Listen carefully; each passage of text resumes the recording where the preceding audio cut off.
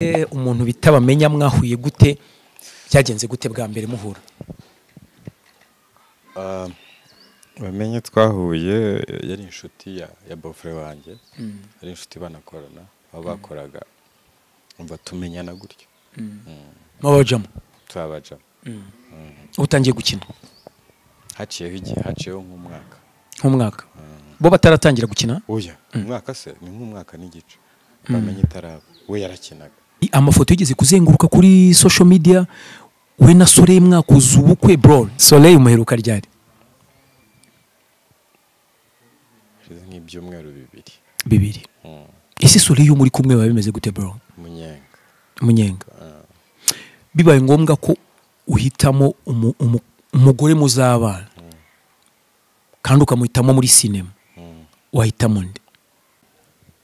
Batubu ko Kanimba atangiye projet ze aho ntasezeye Bamenya iyo dute nta utayigira. Oya, kanyisubize nabo bantu ni batari kino kigaye ko ndabyizeye barakireba, ntago ngiye gusezera, ndacyarimo cyane aho. Twizere ko projet za Bamenya uzagaruka mutasezeye. Ndimo ntago nzagaruka, ndimo sinigeze mva. Nuko abantu bagufata uko utari, bakaba bafata umutima wawe mwiza ufite, bakavuga ati n'uw'abagore uyu mugabo akunda abagore cyangwa, ariko nanone kubera impamvu ntayita challenge nuko ibyo baba basabye kwakitinga bari byo mba nakoze. Iyo bambwiye ati ukunda abagore kuko ari yo role yanjye, iyo byaciyemo iyo bavuze gutyo ni nko kwa appreciating umuntu ibyo aba yakoze, nibyo nsabwa. Ese ubundi akantu k'abagore biri mu busanzwe wenda tuve no kuri Bamenya ukina wikundi witendekera abagore, ariko karoro ugakina neza da kongs kabisa. Reka nkwibariza ubundi abagore ubafata ute kuri Wirapana kuri Kanimba?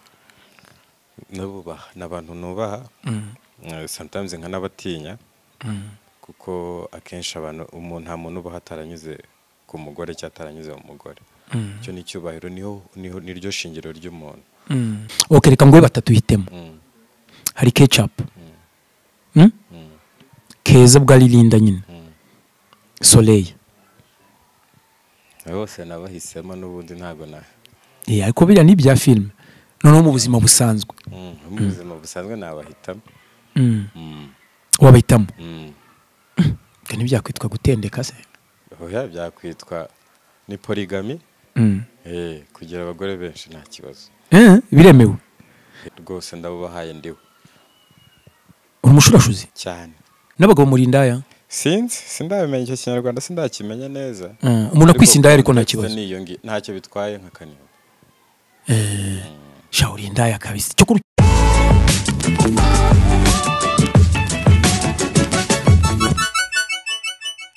ndagusuje cyane, nkwifurije ibihe byiza, kugubwa neza cyane wowe ukunda Iris TV umunsi ku munsi. Nanjye meze neza ndashima Imana, ndi ku munsi mwiza, ni umunsi wa gatatu w'icyumweru, ni wa munsi ibintu biba bitangiye kugenda bimera fresh cyane. Ndi kumwe na Kanimba, muramuzi cyane muri Bamenya, ariko nanone ndi kumwe n'indi resto iryoshye cyane yitwa Mr Marvin. Mr Marvin murayizi, ngira ngo kuri screen zanyu muri kubibona, ni restaurant iba hano mu Biryogo bita mu Marangi. Willy genda kuzi neza, ntabwo ndi ukwite Kanimba. Willy umeze neza se? Amahoro man. Iminsi myinshi wan. Meze poa? Meze fresh kabisa. Man ishimwe. Buri hari ibintu kina muri filme nkagira ngo bareba kunanguye. Nk'iyo uri gutendeka Ketchup na Linda, harya uraryo Linda akira yitwa Keza. Uba umva umeze ute? Nanjye sibabyizeye ko niburamuke. Ariko Imana yakinga ukuboko. Mbarimo nibaza nti yabana Willy uyu munsi ntaramuka. Umufatiye muri douche yagiye kujyana n'undi mukobwa. Ese akazina ka Kanimba kaje gute? Akazina rero ka Kanimba kaziye kuri set. Bashatse akantu icyo gihe kari kameze neza, izina rya Kanimba kuri set ababishinzwe barabireba, baravuga ati Kanimba, kandi naje gusanga ari naryo rigani na harindi nari gukoresha. Nasanze ari imbere. Abasiyo baza kukwita nka Seburikoko. Wari kuryanga? Cyari kuba twari kwa dukoze bari kudukubita copyright kandi ukari mutanga ntibibaho. Ryari rifite nyiraryo. Kanimba abonye ari gufitinze. ubu wumva Kanimba ryakomeza kuba muri sinema mpaka nyine akaba ariyo nabyita bwo ni stage name cyangwa se kwajya witwa Kanimba mu filime yose? Oya ntago byakunda kubera ko ni projet zaho zitandukanye, ariko muri Bamenya rigomba kuba Kanimba. Ahubwo kubera ko ari nankujije nkazarisha no haryogera kuba rimwe mu mazina yanjye. Ese kugira ngo wisange muri Bamenya byasabye iki? Ngira ngo niyo filime twakumenyeyemo cyane, byagenze gute kugira ngo wisange muri Bamenya? Nkuko mara mbivuga ntago nari mbizi ko ntago nzi ko nzakina filime nkuko, ariko habayeho inshuti zanjye zari zifite projet yo gukina filime, noneho wari ufite role yanjye ntiyabibasha.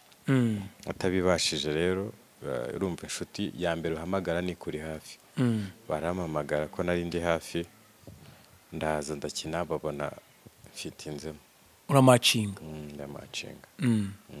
Utangiye kuba gukina umu actor nyine gutyo. Challenge wahuye nazo utangira? Ntago ziraba nyinshi, ariko sinizo umuntu atakwihanganira. Tuvuga ngo inyinshi nuko abantu bagufata uko utari, bakaba bafata umutima wawe mwiza ufite, bakavuga ati n'uw'abagore, uyu mugabo akunda abagore cyangwa, ariko nanone kubera impamvu ntahita challenge nuko ibyo baba basabye kwactinga aba ari byo mba nakoze.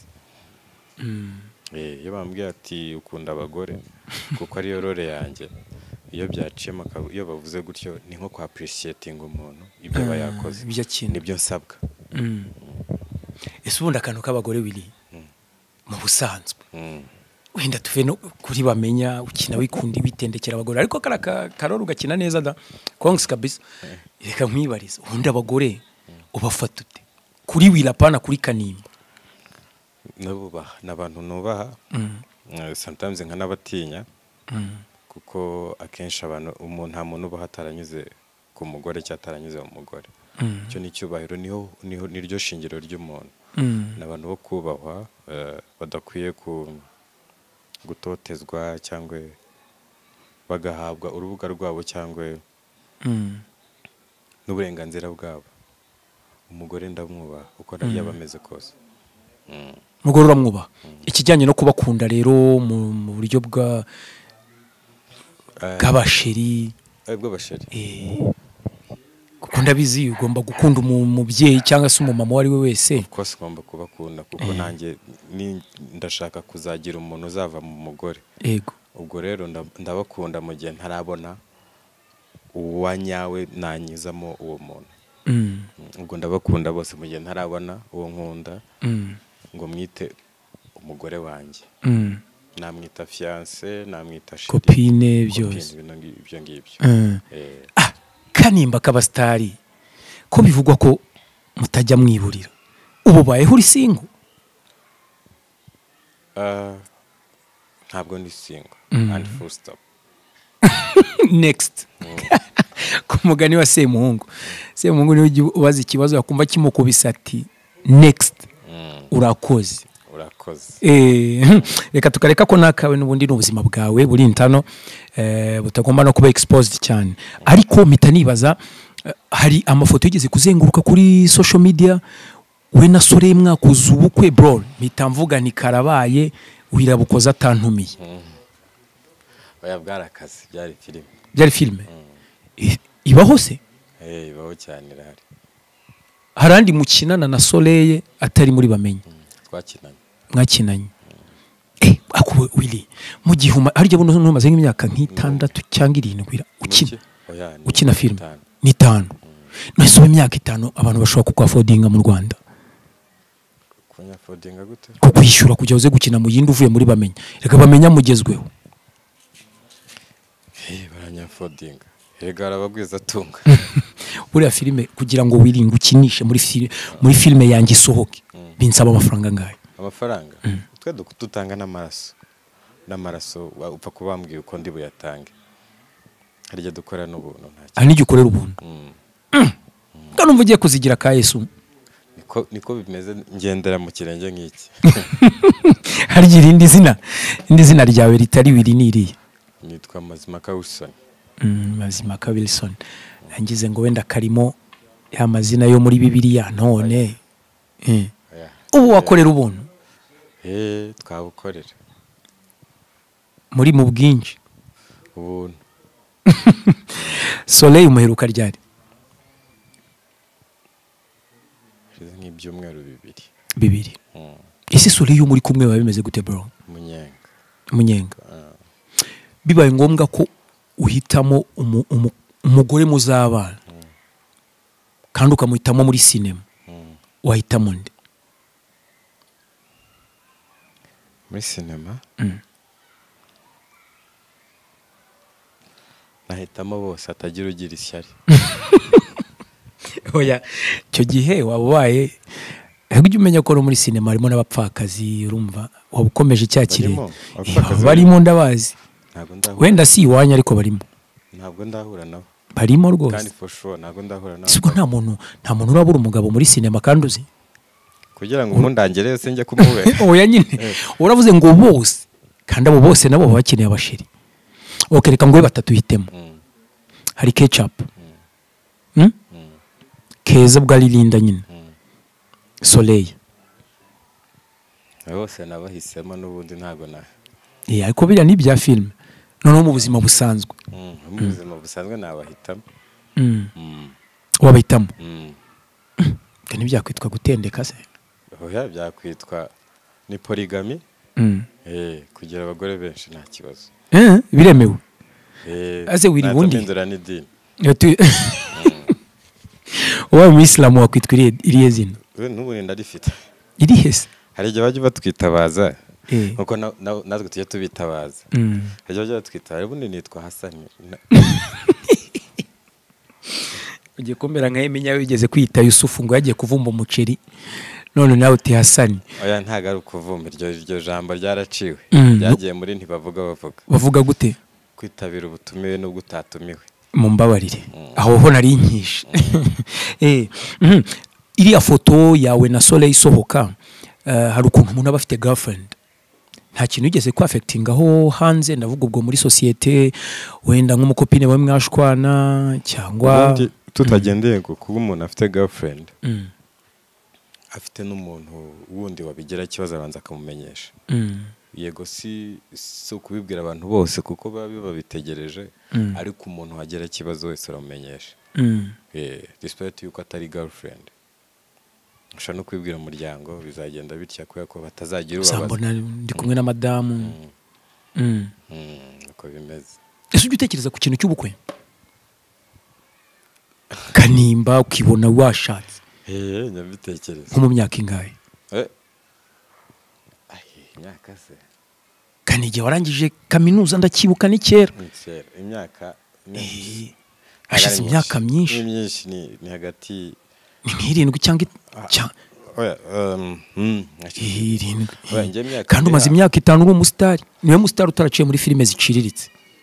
Ubu kugira ngo nshake ni hagati y'imyaka 14 n'umwe. Hagati y'umwaka umwe na 14. Karabaye. Uzaba ufite imyaka ingahe ibiri? 14. Zandi hafi kuzuza 50. Ikintu ahanini ushaka kugira ngo uzabe ufite gikomeye cyane mu myaka 50 ni igiki? Ubuzima. Icya kabiri? Amafaranga. Usa n'umuntu kabisa wagize depression. Ntayo. Watangiye gukina ngira ngo watubwiye ko hashize imyaka 5, ubwo ni 2019 covid bijemo. Hashize umwaka ukina. Ufata ifaranga uriryamiye. Twatangaga amaraso, uri mwuka yagwira, ubundi ugatanga amaraso. Twanyuze mu bihe bikomeye. Ari nayo mpamvu. Sika abantu benshi bavuga ko ngo nta kibazo wagize wiri. Ngo mwitangira ryo ko ari amafaranga menshi ko wahembwaga neza. Nta kibazo nagize. Kami ka muntu niki n'umutima we. Nawe wahuye ni nk'iby'abandi bahura nabyo. Struggle mu kuzamura kariyeri. Nabirenze cyane ko nafite akazi kandi. Uri ufite nakandi kazi wowe. Wafatanyaga akazi wikoreraga ku giti cyawe. Weekend ukajya gukina film. nta byahatari bana. None se challenge wahuye nazo hari covid, wumva umaze umwaka ukina ufite akazi, ku bakinnyi ba filime muri covid mwari mubayeho gute? N'ibibazo. Twebwe tugaburirwa niyo turya uko twakoze. Ntabwo ari abandi bavuga ngo arakora kuri computer mu rugo, ibintu bisaba gukora, subiza ama email biki byose. Twe dukora uko twakoze. Byari inzara. Byari hatari. Ariko jewe icyo gihe nta nzara nahuye nayo. Ni nkaho nabaga mu rugo. Ni nkaho wabaga mu rugo. Ubu wahe? Ubu wahe? Ubu wavuye, ubu ngubu mba hafi yo mu rugo. Ubu wavuye ku babyeyi ujya kwibera ahandi hantu? Oya, mba hafi yo mu rugo. Hafi yo mu rugo. Wahunze iki wiri? Nta na kimwe. Hari ukuntu ngo urubyiruko ngo bahitamo kavumo, abenshi niko bavuga. Wowe iwawe uhita gute? Mu rugo? Iwanjye. Miti wanjye tu nta rindi zawe. Abantu bose bemerewe kugusura? Wari we wese usibye igitsina gore. Kubera iki wanze ko igitsina gore kigusanga se kandi batazagira ibo banyitira kandi ntabibasha? Kandi uri muri polygamy ariko wanyibwiriye. Oye, icyo ni igihe cyo gushaka. Atazagira ubinyitira kandi ntabibasha. Yezo umuntu aramutse akubwiye ati wiri ari umukobwa ati wanteye inda, wabigenza ute? Ntayo twaba twahuriye hese. Nawe namutereye hese. Wirinda abakobwa cyane? Cyane. Wiro wabishobora ute? Ese ugira ngo ntabirinda ubu simba narayimuteye. Ubwo bise bituma nibaza, ese ubu managing ute wiri? Uri umusitari, ufite role nziza ukina, utendeka abakobwa, ukabaho. Ibaze mu myaka nakubwiye kaminuza warangije nk'kera, na n'ubu nturatera inda. Nireba ngo ukoresha se nukwakira Yesu nk'umukiza. Iyo byose hari iki kugira bize urabireka. Abo babikora bafite umwanya wabyo. Ngiye rero ntago nanga ufite ngukoresha niyegereza cyangwa nisanzura cyangwa mbana n'uwo nahisemo. Wamaze guhitamo, urakoze cyane. Wamaze guhitamo. Kandi uwo muntu ni twese turamusangiye. Biri muri anshenga. Ntago nguce. Ugiye kubizanamo Imana, ugiye kubizanamo Yesu. Cyane. Se nturamumenye ntunzi. Nitumaranye imyaka guhera 2018. 17 aho. N'umunani. 18. 18. Hashize imyaka 6. Ni 6. Ntumaze kumenya. Ntuzi inzira ngendera. None ikibazo ndi kwibaza. Ubishobozwa n'iki? Nta kigusubije. Oya, uwo muntu wiheberega benshi baracumura. Ejo bundi nabonye umupadiri, warabyumvise?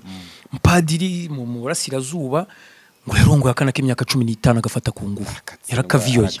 Abongo arakatsindwa. Ubona biterwa n'iki? Wa mugani sindabona byumvise umwana umutipa avuga ngo yabuze kujya gufata umumasera basi bangana. Oya, ubona biterwa n'iki wiri?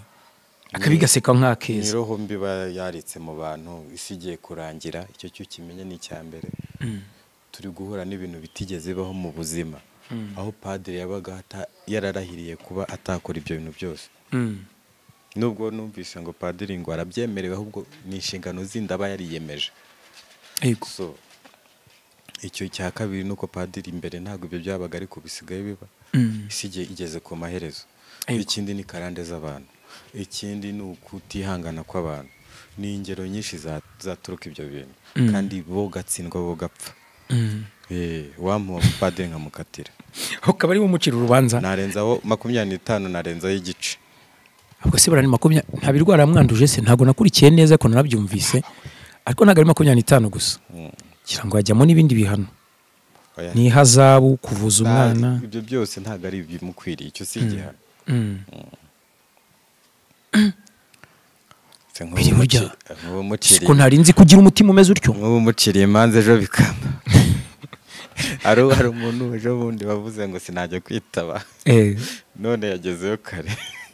Nanjye bimbaye. Shiti wabuze ati sinajya kwitaba ibukuru sinajya muri ribu. Se fata ku mavuta n'inshuti yawe. niwe byabayeho. Niwe ntabwo ari we nariwe ntabwo ari we nawe we yabivuze ari kumwe na Jihad bicaye mu kiganiro nawe ubwo wowe ufite undi ariko nyuma y'igihe tuza kumva ngo wanjye abivuze ibyo. umuturanyi wawe fata ku mavuta muraziranye ariko ndamuzi twarahuye twajyaga duhura. nawe rero ari mu maboko ya Rib afite ibyo akurikiranwaho bijyanye n'ibyo yafashe ku ngufu. oya bijyanye no guharabika abantu akoresheje imbuga nkoranyambaga ndetse akagira abamenasa cyane avuga ingo zabo kwinjira mu miryango. ni ikibazo ariko Imana imworohereza. nta muntu uraguharabika aciye kuri social media. ntibabura urugendo turimo ni uko guhura na challenges nk'izo ariko nk'umuntu nkanjye nzi icyo nshaka ntago mbiha umwanya. kariyeri yawe ko ndaza no kujya kuri filime yawe uri gukina iri kugenda izamuka ariko irimo n'ubundi kakantu k'umudamu tu hari utuntu wikorera twawe wenyine mu modoka n'ahandi hantu hatandukanye. reka nkwibarize umuntu bita Bamenya mwahuye gute byagenze gute bwa mbere muhura? Bamenya twahuye yari inshuti ya bofre wanjye yari inshuti banakorana aho bakoraga umva tumenyana gutyo. Mabajamo twabajamo utangiye gukina haciyeho nk'umwaka bo bataratangira gukina. oya umwaka se ni nk'umwaka n'igice Bamenya itaraba we yarakinaga ariko adakina Bamenya hari mutarasora projet okay ubwo muba murahuye mutangiye gukinana. uyu munsi rero hari imbogamizi nyinshi navuga zihari. urabizi ko mu muturanyi abakinnyi benshi bari kuvamo bakagenda ugasanga banagiye bavuga twe twavuyemo gutya n'ibiki. wowe ntago byaguteye ubwoba? ntibwabura ariko ntibindeba nanone. kubera iki se? uzi impamvu z'ubwo nari nkakubajije utangiye kuri impamvu ntago nzi icyabatwaye cy'ukuri nta nubwo nzi ibyo bavuga byose ntago mbifite gihamya. niba ndi umuntu ntago njya kwinjira mu bintu keretse nihuriye nka boss wenda ari kubivuga nkabyumva nkahura nabo bagiye nkabyumva. ubona ari iki cyakorwa kugira ngo cyangwa se cyakongerwa muri sinema nyarwanda kugira ngo ejo bundi tube dufite urundi rwego rwa filime atari ukuvamo ngo tugende tunasebanya ahubwo? icya mbere ni ukubana ibyo ngusaba ukabima kuko nawe ibyo bansabye nkabiguha. cyo ni icya mbere. naho gusebanya umuntu yagusebeje ariko ntacyo akuziza ntacyo bitwaye kuko abantu ntago tujya tubura gusebanya biri muri kamere muntu.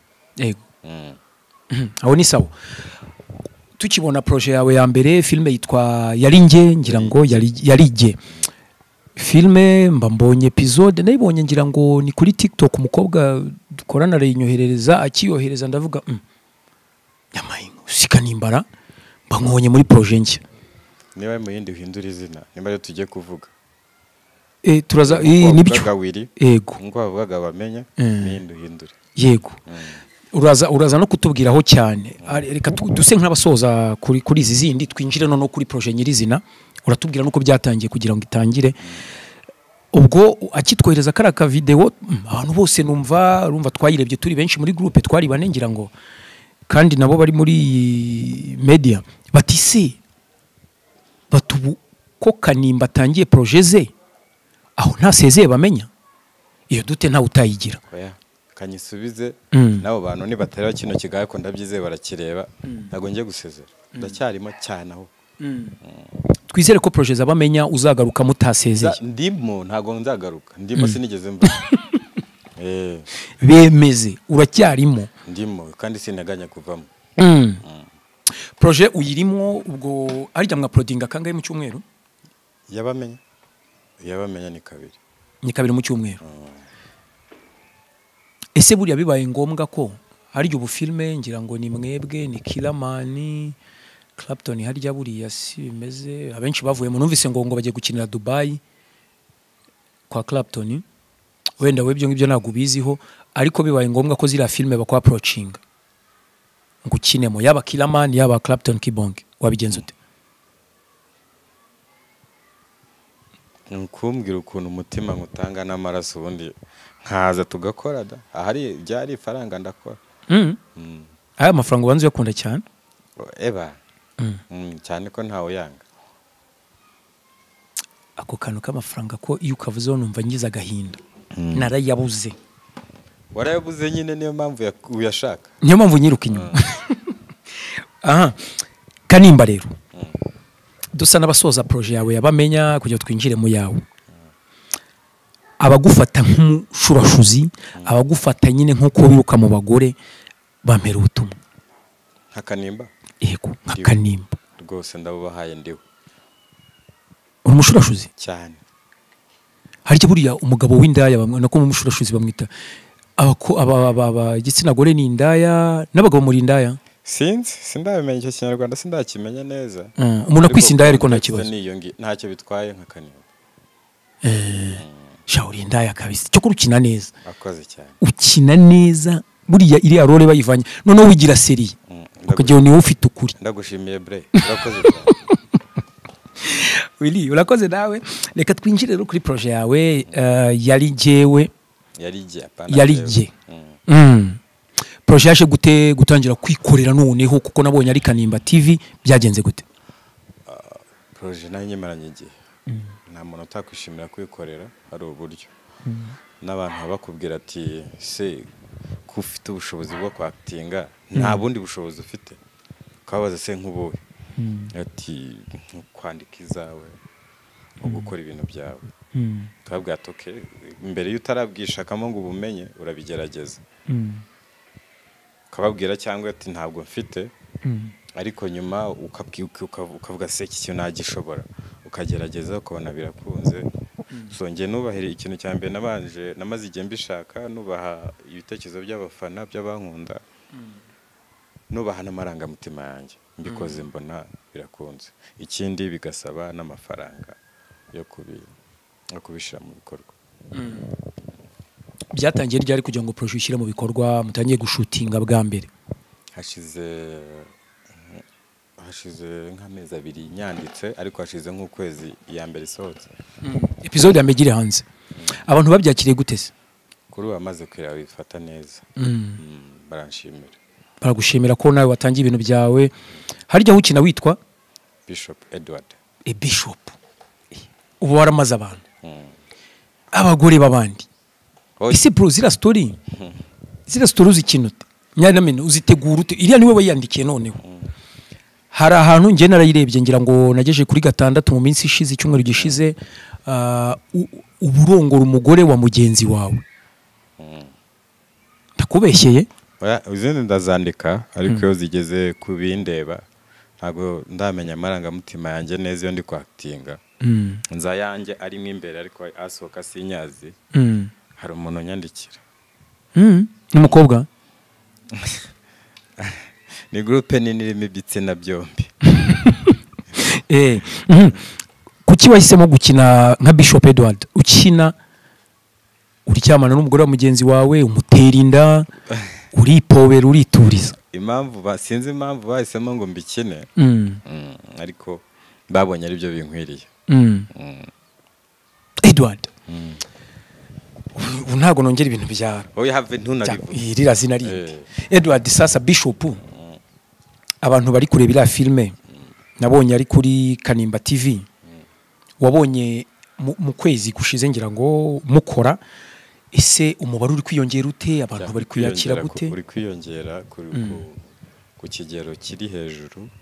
Nago navuga ngo ntibiyongera kandi none abashimira bakomeje kutugana n'abazatugana bakomeje kubashimira bakomeza biyongera kugira ngo babone ibyiza babone Bishop Edward babone Sasufi babone Yan babone Divine babone Neri babone Alice babone abandi bose ko bazagenda bakinamo abantu abahanga abantu bazi ibyo barimo. Casting yawe nindo ikoze ijewe niwe yikoreye. None se barabakinnyi bose mukinana wari ubazi? Oya wiri kumeze nk'umuntu ufite manager ntawe ese ubigenza ute kugira ubone abakinnyi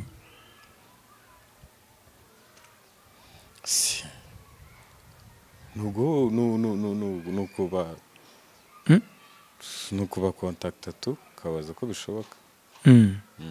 Hari akantu kari gatumye mpita mbyibazaho. Hari umukobwa ugezweho wari ugezwe no mu minsi ishize yitwa Emeline, ngira ngo baby Emily kuri Instagram, abenshi bamumenye nk'ishanga kuri na The Ben, cyagihe muri concert ya Musanze, mbamubonye muri filme yawe. Mwahuye mute?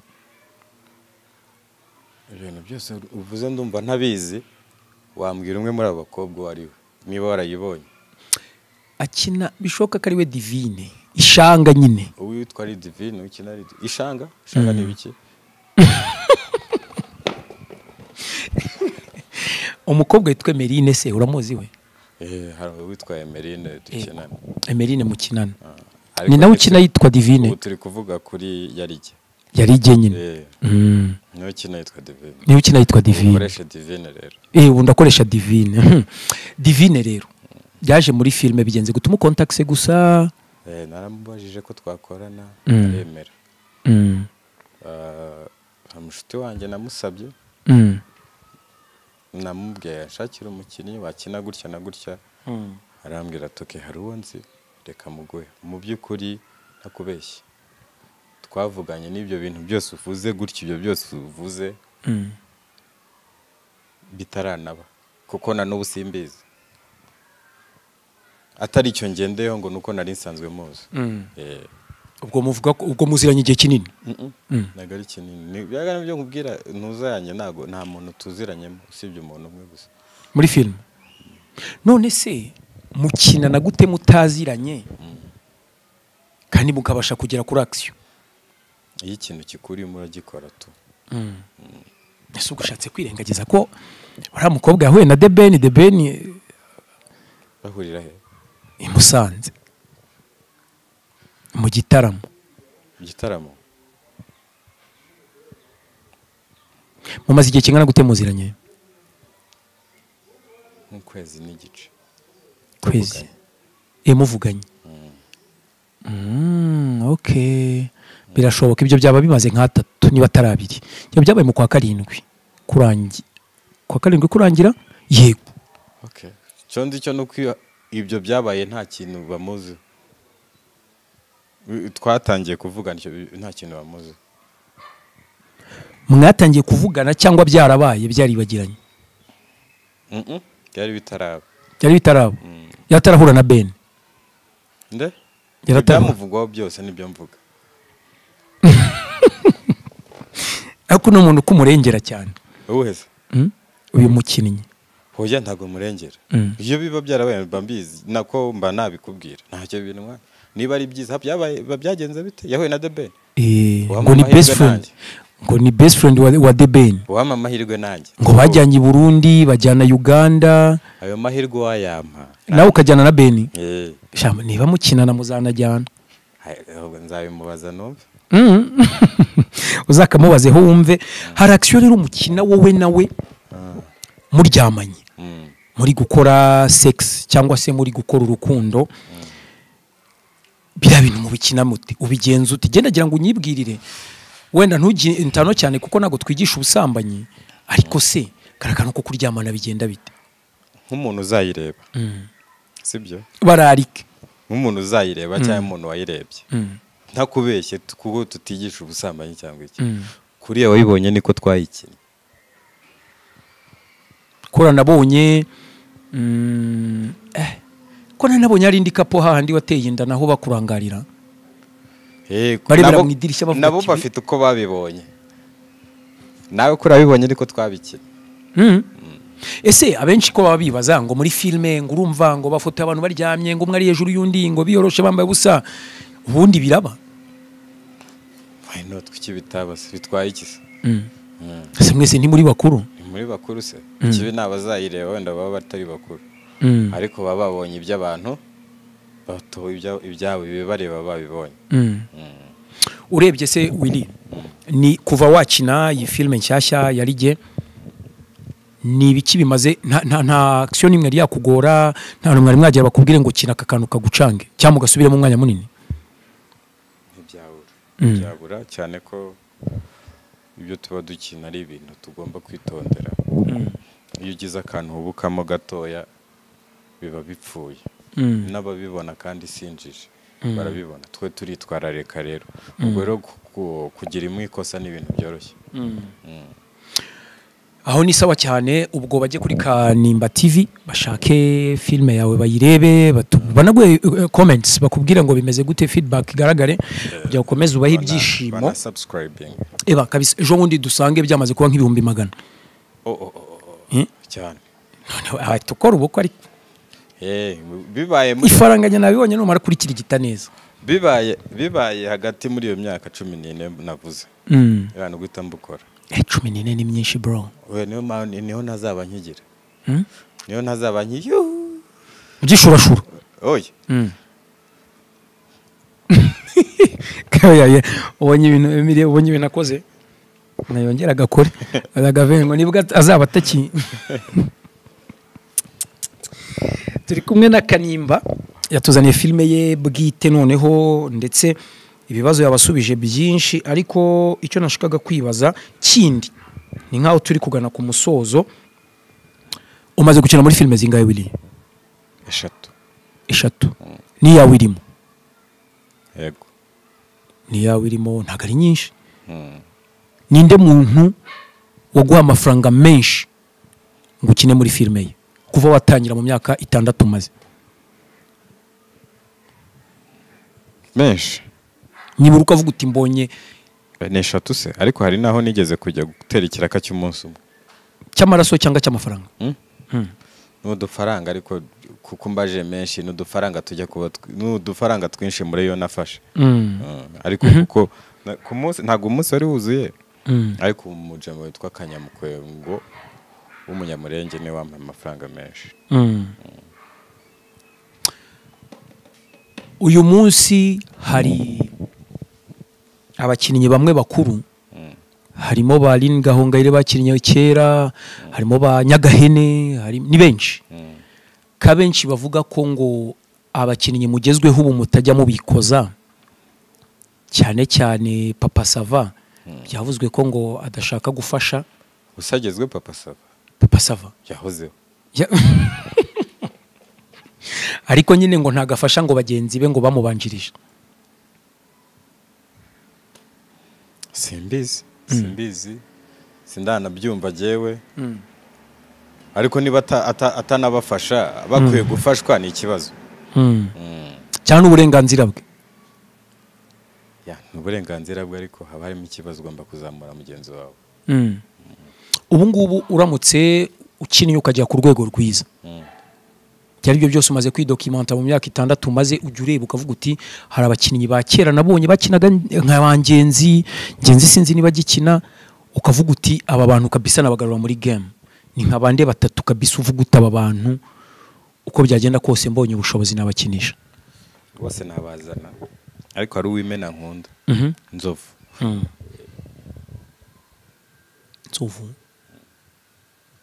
uramwemera ese wazamuzanya akajya akina ari umukozi wa Bishop Edward abinkundiye byakunda ariko ubanza babihagazeho ku buryo utamuhemba Kanimba k'amafaranga uyafite mbizi byahejye kajya ariko nzayagira urabuzwa n'iki kubyemera wenda nzayagira ariko nayo ubu ngubu nashimira Imana kuko ikintije kubaho ikama n'uburyo nayakoreramo ubu ngeze mu bibazo hari team dukorana barabwiye ntingiye kwakira Kanimba bati abantu tubarize iki kintu harimo abakobwa n'abahungu ikibazo cya mbere ugira management team ese amafaranga ukoresha uhemba abakozi mukorana muri filme yawe nshya uyakurahe nta management ngira amafaranga mfite umuryango wamfasha nanjye wenda ari uburyo nabigira nubwo hataragaragaramo aba sponsor muri filime ariko hari abo tumaze kuvugana nabo bakora ibyo bikorwa cyo kirasobanutse ikindi kiravuga kiti urumva YouTube iramutse ihagaze dore ka benshi yari idutunze ni nayo mpamvu turi kugusaba ikiganiro uyu munsi ubona ari nde mukinnyi wa filime muri aba bose ubwo uraza guhitamo urebye ko hari n'ama adverts mubona bitewe na YouTube ubona ari nde wasigara muri game kandi akakomeza kwitunga yego YouTube iramutse ivuyeho yego twese twapfa nta numwe nta mukinnyi wa filime wasigara aho turuka sesi kuri YouTube nye ikindi kiragira kiti nk'umuntu w'umusore kandi ufite iterambere wanyuze no mu buzima bw'ishuri tubwiza ukuri wigeze ugira agakayi k'amadeni kuri butiki wapi ntabwo wigeze ukagira wirubanza arakuze neza nkumye hanyuma abahungu n'abakobwa barambwira ngo nze kukubaza kino kibazo wowe umbona ute njye kuntu nkubona ntusanzwe ubuhe buryo mu buryo bwose kabisa mu buryo bwose Gabuta. financially none se niba ushobora kwihembera abantu muri filime ku kintu cy'amafaranga nta gutitira mu by'ukuri kofi yawe n'iyanjye birahabanye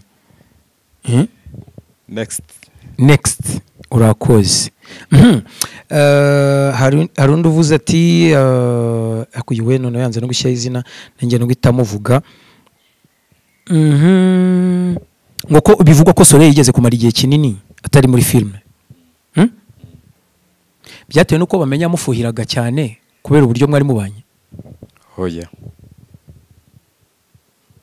ntabwo ari byo yari afite izindi nshingano azijyamo ababuzeho gato ariko amaze gusa nk'uzigabanyije agaruka okay ese ubundi kani bibaye ngombwa ko Soleil mubana mwabana mu rugo nyine wabonye characters ze behaviors bye mwabana nta kibazo bimeze fresh sakwitereye ibintu ubundi kuri gutinza ibintu ntaryo mfite ndutera irya gatatu cyari gukura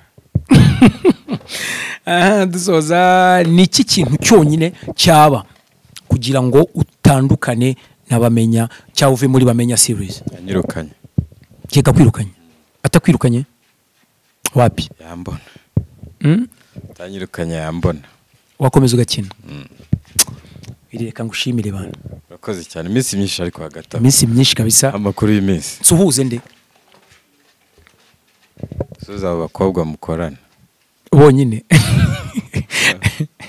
kabisa usuze na ya bogari na ya baby bose bameze neza bariya barakuze kabisa narabibonye kabisa reka ngushimire urakoze cyane kabisa ubwo ibikorwa byose bajye kuri Kanimba TV baza gusangaho filime nziza irimo iragenda izamuka mugeze kuri episode ya kangahe ya gatandatu waba karindwi turabibona ryari muri weekend iyi weekend nawe uploadinga rimwe mu cyumweru kabiri amafaranga urayabonye karabaye abantu bigire kuri biri ibintu birashoboka kandi turamwifuriza n'ibihe byiza reka ngushimire cyane nawe twabanye nakoze cyane